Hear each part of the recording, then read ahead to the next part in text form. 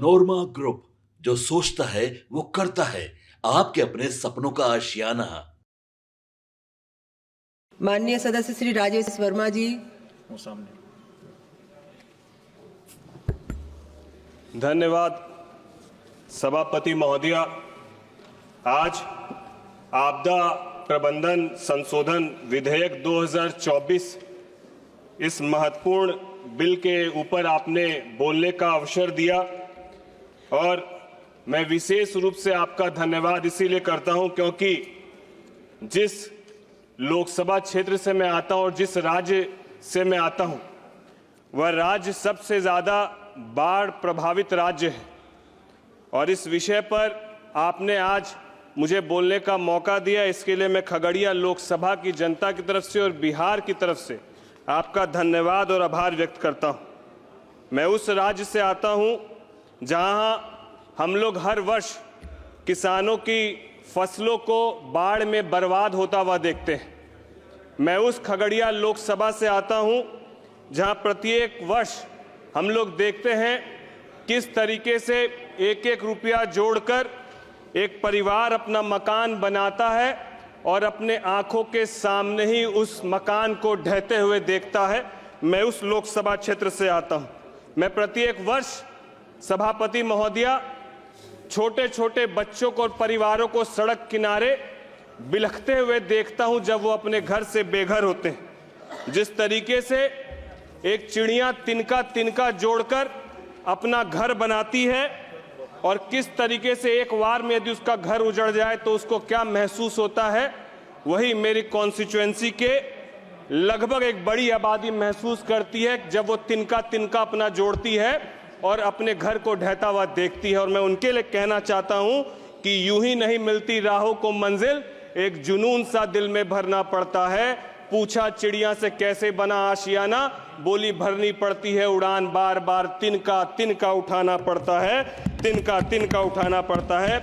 सभापति महोदया, राज्य सरकार लगभग 1000 करोड़ रुपया प्रति वर्ष बाढ़ में सहायता के लिए पूरे बिहार में खर्च करती है, लेकिन वो सहायता मात्र है। सभापति महोदया, अस्थायी समाधान के ऊपर मैं आपके माध्यम से ध्यान केंद्रित करना चाहता हूं। मुझे पूरा विश्वास है कि इस बिल के माध्यम से हम अस्थायी समाधान के ऊपर काम कर पाएंगे और इस बिल के लिए मैं विशेष रूप से हमारे गृह मंत्री आदरणीय अमित शाह जी और बिहार के हमारे गृह राज्य मंत्री आदरणीय नित्यानंद राय जी का हृदय से आभार और धन्यवाद व्यक्त करता हूं। साथ ही साथ मैं आभार व्यक्त करता हूं एनडीआरएफ और एसडीआरएफ के सभी कर्मचारी और पदाधिकारियों का भी, जिनके माध्यम से एनडीआरएफ की स्थापना के बाद से अब तक लगभग 1,55,000 परिवारों को उन्होंने बचाने का काम किया है और लगभग 8 लाख फंसे हुए लोगों को सुरक्षित बाहर निकालने का काम किया है।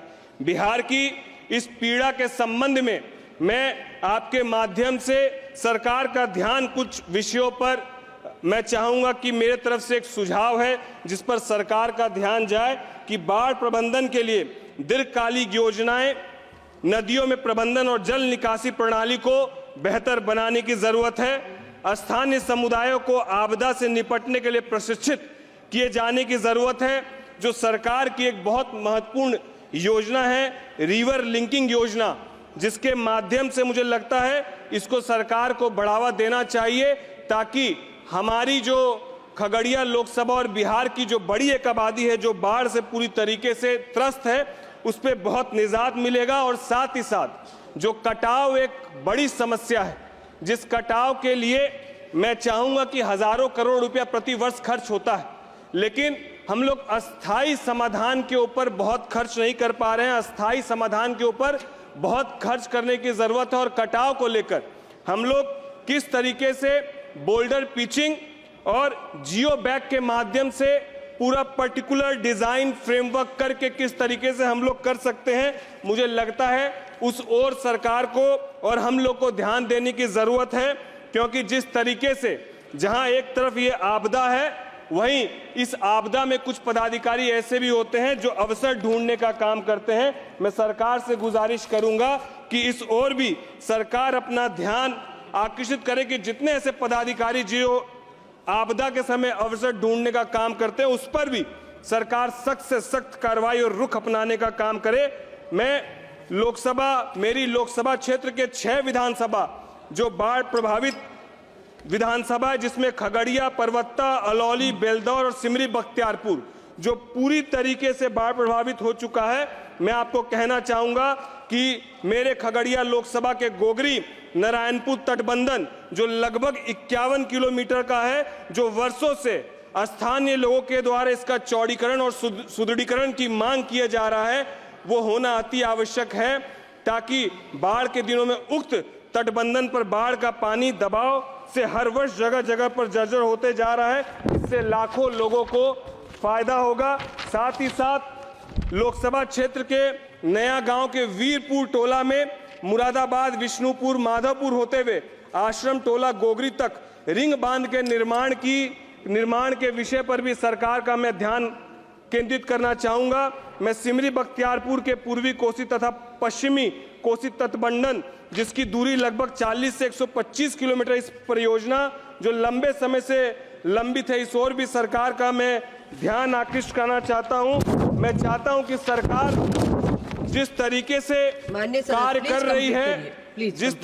कार्य कर रही है, इसको देखते हुए ही हम जैसे पहली बार जीत के आने वाले सांसदों का न केवल मनोबल बढ़ा है, बल्कि हमारी लोकसभा की जनता की उम्मीदें भी सरकार की तरफ बढ़ी है। इसीलिए मैं चाहूंगा कि सरकार का ध्यान, वैसे जो बिहार यदि आज पिछड़ेपन से जूझ रहा है तो उसके पीछे का एक बड़ा कारण ये आपदा है, ये बाढ़ है, इसको बाहर निकालने की जरूरत है ताकि बिहार विकसित हो सके। आज इस बिल के माध्यम से मैं डिजास्टर मैनेजमेंट रिफॉर्म्स लाने का प्रयास किया गया है और इसके प्रावधानों की बात करें तो आपदा प्रबंधन ढांचे को अधिक प्रभावी और उत्तरदायी बनाने के लिए 2005 के अधिनियम में सुधार लाने का प्रयास है। मैं सरकार का, माननीय मंत्री जी का और आपका कोटि कोटि धन्यवाद और आभार व्यक्त करता हूं। धन्यवाद। पनोरमा ग्रुप, जो सोचता है वो करता है। अगर ये वीडियो पसंद आई और वह बिहार के राजनीति और बिहारियत से सरोकार रखेनी तो सब्सक्राइब बटन दबा के चैनल के सब्सक्राइब कर ली। ओजे एगो घंटी बा, ओकरा बटन दबा देला से कुल सटीक और मारक खबर रुआ मुफ्त में मिल जाई। अगर रुआ पत्रकारिता के हमनी के नया प्रयोग में सहयोग कर चाहतानी तो ज्वाइन बटन दबा दी।